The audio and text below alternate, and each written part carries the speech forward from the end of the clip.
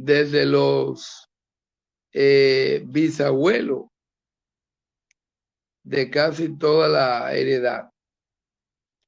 Del bisabuelo para arriba hemos sido nosotros quienes hemos buscado en los cementerios, hicimos los trabajos de pasarlo de bautismo y matrimonio de iglesia, lo pasamos a la junta.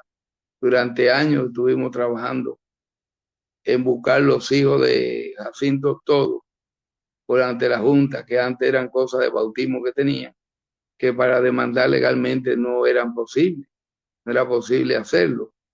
Y nosotros, cuando iban gente allá a la central, nosotros le decíamos que de dónde ellos eran. Ah, nosotros somos de Arenoso, de Arenoso. ¿Y quién era su papá, fulano? Y su abuelo, Perenceo, que muchas veces no sabían ni quién era el abuelo, pero Perenceo. Entonces nosotros le decíamos en Arenoso, usted es familia de Francisco de Rosario, de Yamasá, de Francisco de Rosario, San Francisco de Macorís, de San Francisco de Rosario. Nosotros teníamos los hijos de Jacinto, que se casaron por diferentes partes, como Antonio de Rosario, que se casó 5 veces y fue el que más hijos tuvo y estuvo en diferentes lugares, en diferentes provincias. Todo eso fuimos nosotros que se lo dijimos a más del 95% de los herederos. E incluso ayudamos también a los Trinidad. Tenían en el lugar su apellido materno, paterno, era de Trinidad Mejía. O sea, no contemplaban los Trinidad el apellido de Rosario como un apellido, como un segundo apellido, sino muchas veces creyeron que de María de Rosario era un segundo nombre, de Rosario era un segundo nombre de María. Entonces ella era María de Rosario Mejía. Entonces en el matrimonio, aunque decían que ella era hija de Pedro, de uno de los de Rosario, pero no sabemos cómo en el matrimonio, viendo que el papá de la mujer era de Rosario, le pusieron entonces el apellido Trinidad y le pusieron el Mejía.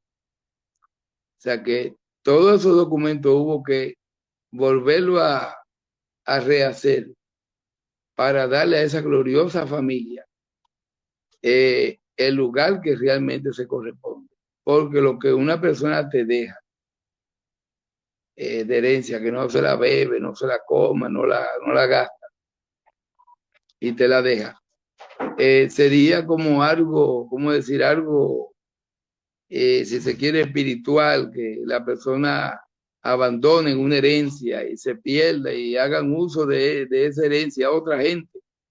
¿Por qué? Porque no tenían ese lapso. Yo creo que tenemos unos enemiguitos por la Trinidad que no quieren saber nosotros muerte y nosotros ni lo conocemos y nunca hemos tenido ningún tipo de roce con esa persona porque creemos que cuando hicimos eso, un trabajo que tenían hecho a nombre de los Mejía, vulneraba o escondía el asunto del Rosario. Habían ciertos sectores pecaminosos, como lo hay en los Rosarios, que vivían de ese rol de la familia. Había que ver quién hizo esa determinación de heredero que obvió intencionalmente el apellido del Rosario. ¿Entiendes? También, no sé si lo habíamos dicho antes, en el caso de los Guzmán,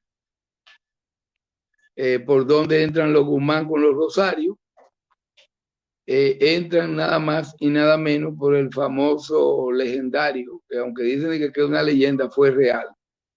José de Guzmán y Meléndez. José de Guzmán y Meléndez fue en la época de las luchas de España contra Francia, contra la colonia francesa. Él fue la primera espada de España. y fue vizconde también. Nosotros en España buscamos su documentación. Y ese señor realmente fue todo un funcionario,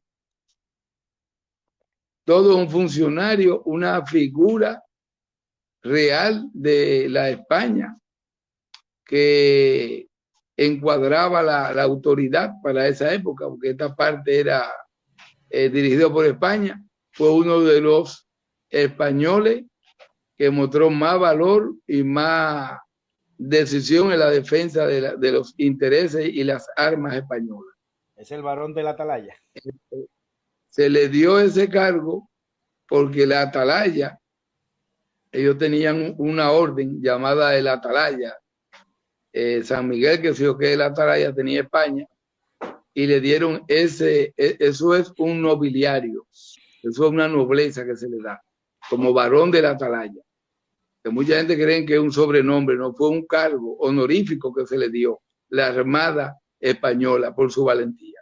Excelente. Cuando excelente. él muere en el 1792, que muere, no tuvo hijos y le dejó un testamento a un sobrino, hijo de, creo que de Marco, de Guzmán, que era su hermano, para que éste heredara el nobiliario de varón de la Atalaya, o el de vizconde, o primera espada que era en ese momento.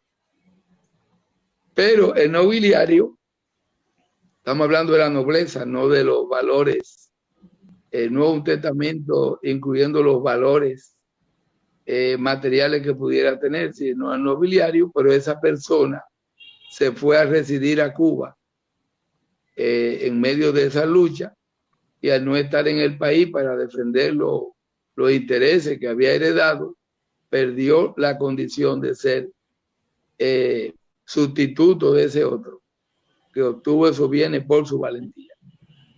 Mucha gente habla en mal, ¿no? Que es como la otra fábula, que no.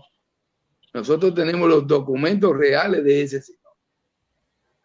Y su madre, que era Meléndez del Rosario, él llevó el primer apellido de su madre.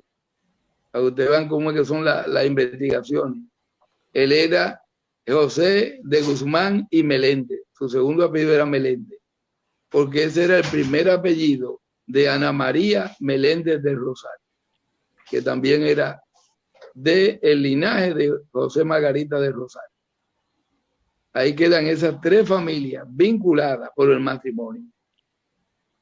No obstante que también los de Guzmán tenían algo que ver con los Rosarios también. La familia de Guzmán, independientemente de este caso del varón, tenían otros vínculos, porque muchas veces aparece en documentos antiguos, aparece Victoria de Guzmán del Rosario, como que ella también era, había venido de España conjuntamente, ya como pariente también de los mismos Rosarios. Entonces eso nosotros nunca lo habíamos hablado, para que sepan que estas tres familias que vienen del mismo lugar de España, que vienen de cierto linaje, muy especialmente judío, como lo fue Duarte. El apellido Duarte también viene de esos lugares, y también fueron judíos deportados de España. Entonces, por hoy creo